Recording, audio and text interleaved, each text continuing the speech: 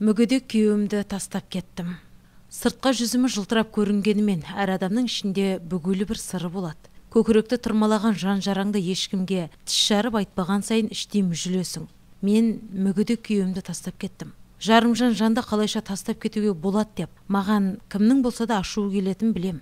Бірақ мүгедек күйеуіммен ажырасу тек менің ғана қалауым емес. Екеуміздің де ортақ шешіміміз болды. Менің жасым қазір 32-де. Мен бірінші күйеуім Алмасқа тұрмысқа шыққанда 22 жаста едім.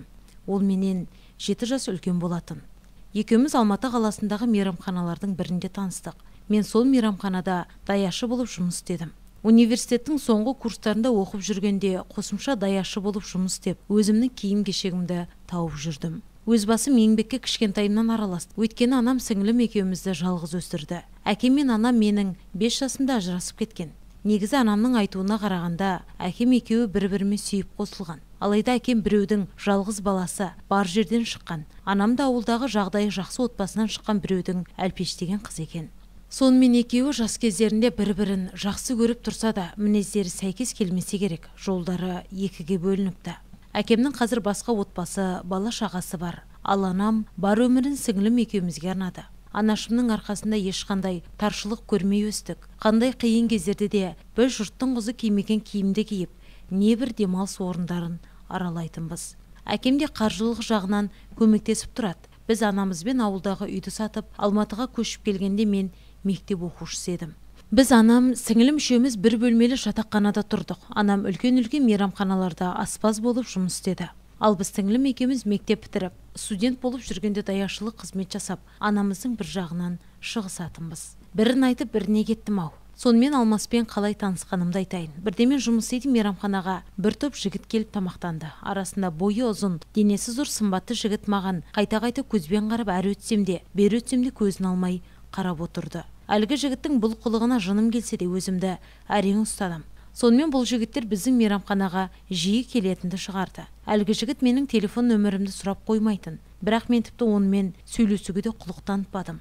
Бірде ол мені жұмыстан шыққан кезімде күтіп алып, үйге дейін шығарып салды.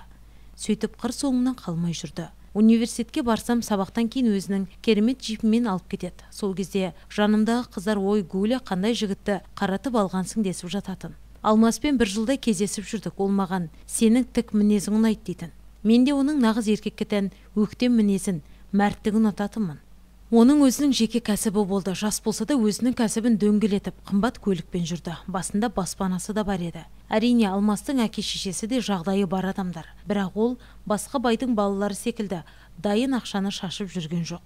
Сөйтіп Алмас екеуміз бір-бірімізді ұнатып, отбасы құрдық. Үйленген соң алғашқы жылы менің өмірім қаншайымдікінен кем болған жоқ. Алмас менің жұмыс істеуіме қарсы болды. Үйіміздің жиһаздарын түгелдей жаңаладық. Маған жеке көлікті алып берді. Мереке сайын сыйлықтың астында қалатынмын. Мен Алмастың өзімді шексіз сүйетін сезетімін. Өйткені оның мінезі негізінен жұмсақ емес, өте қатал. Өз айтқанын жасатып үйренген адам бола тұра. Маған барынша мейіріммен қарауға тырысатын. Оның кейде достарымен, жұмысшылармен сөйлескен естіп қалсам, оның талапшыл мінезінен, өктем сөздерінен сескеніп те қалатынмын. Алмас екеуміз үйленгенімізге бір жылдан асқанда ол бала сүйгісі келетінін жиі айтатын болды. Бірақ мен сәбилі болуға қанша тырыссам да жүкті бола алмадым. Сонда Алмас менің бала көтере алмай қиналып жүргенімді сезіп, екеумізді дәрігерге барып көрінеміз. Әлі біздің көп баламыз болады деп мені жұбататын. Сөйтіп жүргенде аяқ астынан біздің отбасымыздың басына қара бұлт үйірілді. Алмас сапармен Астана қаласына кеткен. Сол жақтан өз көлігімен қайтып келе жатқан кезде жол апатына ұшырады. Қыстың көзі қырауда мен Алмасты сол іссапарға жібергім келмеп еді, бірақ ол тығыз шаруа болған соң тыңдамай кетіп қалған. Жол апатынан әйтеуір аман қалды. Бірақ белі омыртқасына қатты зақым келіп, орнынан тұра алмай арбаға таңылды. Апатқа ұшырағаннан кейін 6 айдай Алмас ауруханада жатты. Мен оның жанынан шықпай жағдайын жасап, жарымның жазылып кететініне, өз аяғымен тұратынына үміттендім. Бірақ ер азаматтың осындай күйге түсіп, қатты күйзелгенін көру оңай емес екен. Алмастың анасы екеуміздің көңілімізді ауласын деп, өзінің үлкен баласын, кішкентай ұлын біздің бауырымызға салып, 2 жасар Айбарға мені мама, Алмасты папа деп үйретті. Бірақ Алмас өзінің ешқашан тұра алмайтынын, жүре алмайтын іштей сезіп, үнемі қабағы ашылмай, күрсініп, өмірден түңіліп кетті. Ешкімді көргісі де тіпті сөйлескісі де келмеді. Бәріміз оның көңілін табуға тырысқан сайын, маған ешкімнің аяушылықпен қарағаны керек емес дейтін. Алмастың ата-анасы шетелге емдетуге бірнеше рет апарды. Бірақ тіпті мықты деген дәрігерлерден де көмек болмады. Бірде Алмас мені қасына шақырып алып, Гүлнар, енді сен екеуміз бірге тұра алмаймыз. Ажырасайық, сен менің мынадай мүсәпір күйімді көріп, өзіңнің жастық шағыңды маған қор қылғаныңды қаламаймын. Сенің өмірің алда, сен әлі ана болуың керек.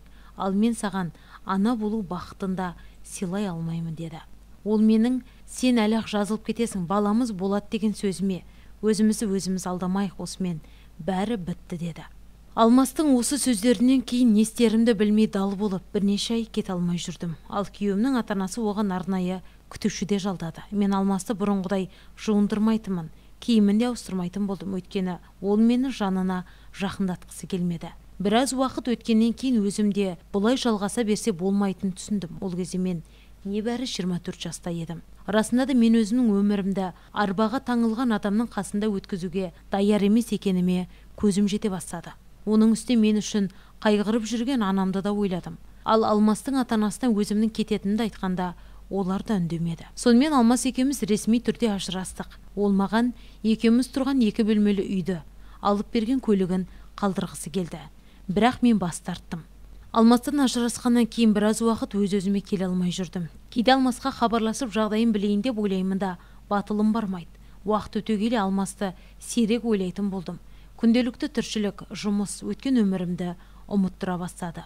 Арада 3 жыл өткенде қазіргі жарым, 2 баламның әкесі Даниярды жолықтырдым. Оның мінез құлқы да барлық болмысы Алмастан мүлдем алшақ. Данияр менің өткен өмірім туралы барлық шындықты біледі. Ол екеуміз танысқаннан кейін біраз уақыт дос ретінде сырласып жүрдік.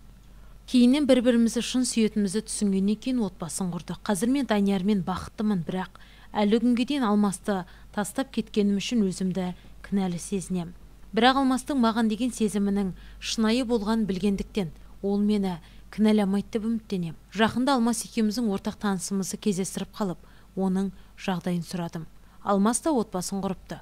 Жағдайы жақсарып келе жатқанға ұқсайды.